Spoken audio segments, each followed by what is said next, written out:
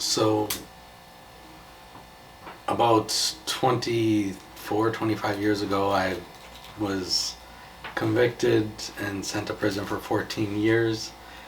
Um, I kind of compared myself at the time. I was 20 years old with, other people that were very successful, and said that, oh, I had a decent job, but I felt I wasn't making enough money, and I got into participating in criminal activity, and then got addicted to the thrill of it, in addition to um, the temporary monetary success that came with, you know, stealing from people, which is why I was convicted and sent to prison. This was in the state of Wisconsin. I did 14 years and was released in 2017. Wow. So is any message you wanna send to maybe younger people or anybody? On maybe any advice you wanna give them? So anything worth doing takes time to. You got to put time and effort into it, and becoming good at it, and you can be successful at things without taking shortcuts, which is what I wanted to do when I was, in my early 20s. I wanted to take shortcuts in order to be successful, as opposed to putting in the time and effort and work and doing it the long way, which is more sustainable and less risky. But being in prison, you took advantage of the bad situation you were in, but making something out of it. You got a bachelor degree, you learned Spanish, you learned Italian. Tell us more about that. Yeah, so while I was in prison, I took advantage of the fact that we were able to do correspondence courses, and subsequently got a bachelor's degree in business and a master's degree also in business, and took advantage of the fact that I was surrounded by a lot of people who spoke Spanish as their first language, and became fluent in Spanish. Did a lot of translation and interpreting inside prison, and when I got out, that has carried over. I was able to utilize that skill extensively when I got out as well. What was the biggest challenge you faced during your time in prison, and how did you overcome it? The biggest challenge I faced was just being away from my loved ones. I mean, it was bittersweet to see the things that they were doing. You would see the successes of your close family members, but at the same time, and you'd be happy, elated for them in that regard. Their graduations, their having kids, just all the milestones in life that they were experiencing. That seeing that was the positive impact, but then at the same time it was difficult that you were away, you weren't being able to. I wasn't able to be a part of it, and felt guilty for not being there for those big things in my family members' lives. How did your experience shape your perspective of life and success? Yeah, so like I said before, it just showed me that there's really a lot of the commonalities that I found with people in prison that just didn't have substance abuse problems, but that were in prison for crimes similar to mine or selling drugs. They wanted fast and easy money. They wanted to take shortcuts in life, and being in prison, everything slowed down. The days were monotonous. Would do the same thing every day, so you had to become disciplined, and with regard to schooling, with regard to exercise, with regard to everything, you had to become disciplined and patient, because everything there happens at a snail's pace. So corresponding with family members, you only had certain times that you could use the phone. Otherwise it was sending letters via snail mail. There was no internet, where here we have instant, in the real world, in the free world, we have instant gratification. Everything happens so quickly, and there everything happens slowly, so you kind of learn to be patient and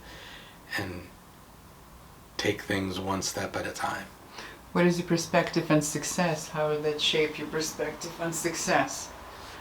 Same thing, that it doesn't come quickly. I mean, there's steps to it. You have to put in the work. You have to be disciplined even when you're not motivated.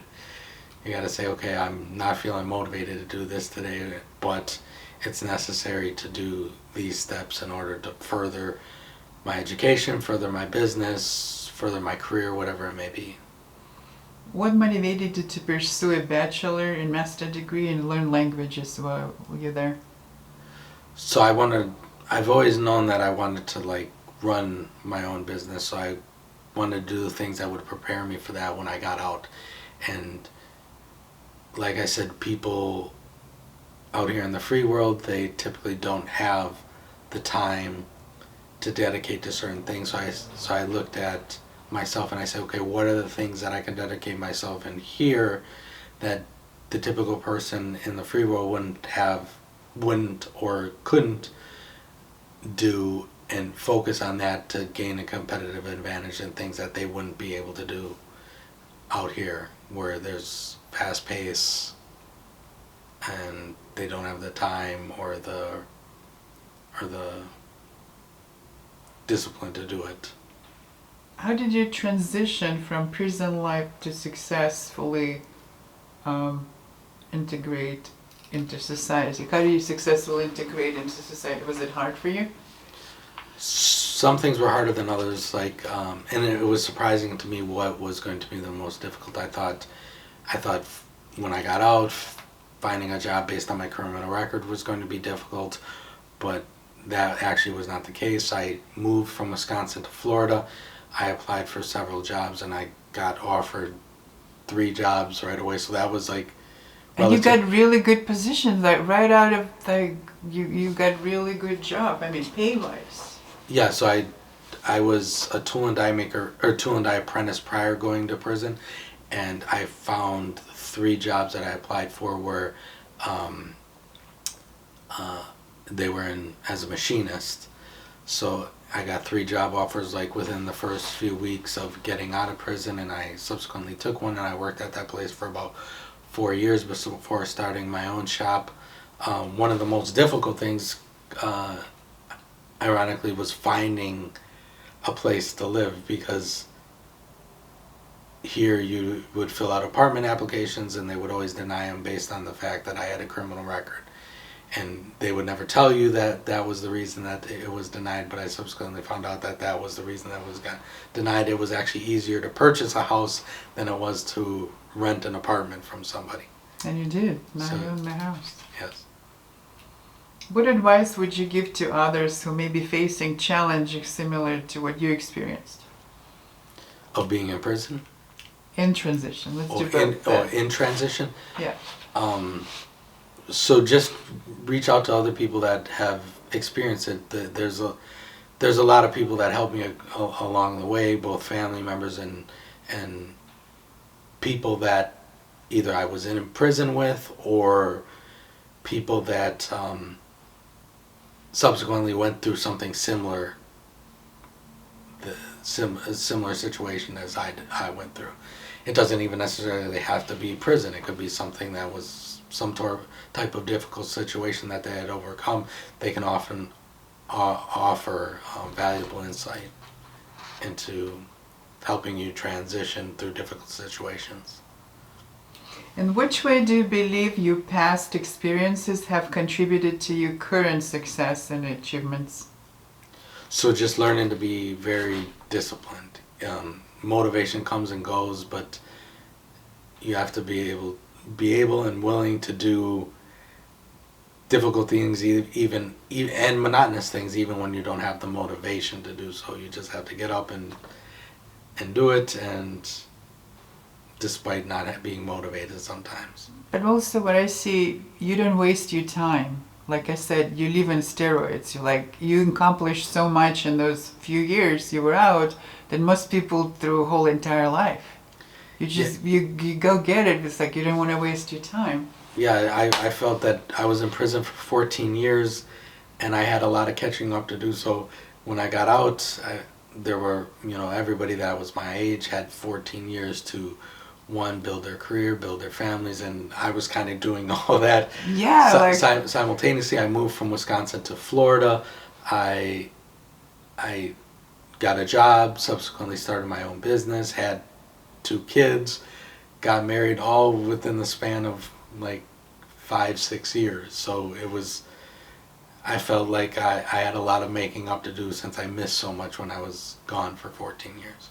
and you were kind of left whatever happened to you behind, learn from that, but you never feel it has defined you. Just I'm gonna make it happen for myself, and you went for it, and it's really admiring. It's amazing. What projects or goals are you currently working on?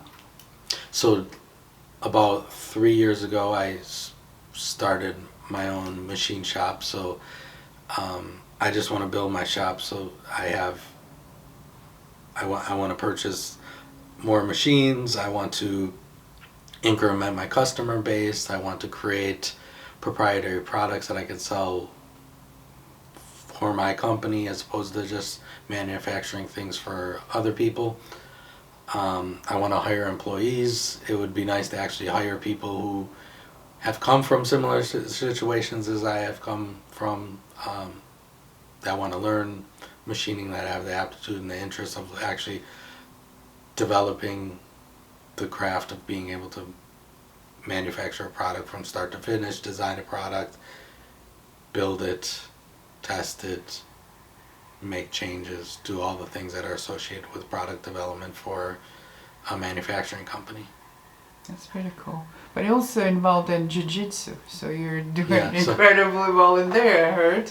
Yeah, so that's another thing that takes a lot of discipline. I've been training jiu-jitsu and Muay Thai for about the past year, and it's same situation where it takes a lot of discipline to show up. And Have you done it before? I mean, is it I just- wrestled, so I did something did wrestle, similar. right. So it was kind of transferred over. So I wrestled when I was younger in high school and middle school. So a lot of those things transferred over.